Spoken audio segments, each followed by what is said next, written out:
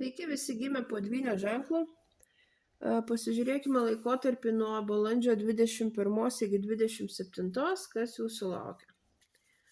Savaitės perspektyvos,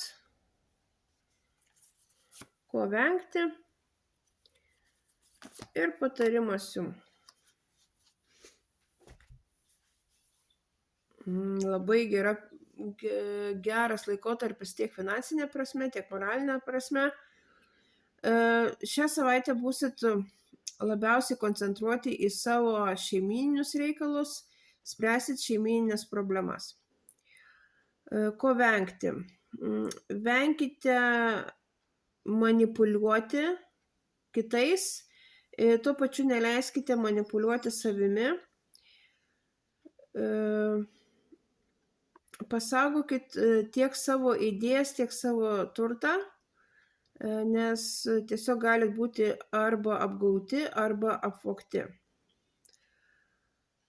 Ir patarimas jums, nebijokit rizikuoti, leiskite savo pabūti tokioj lengvesniai būsenoj.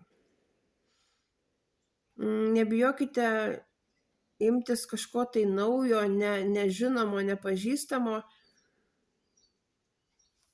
Nebijokite naujų galimybių.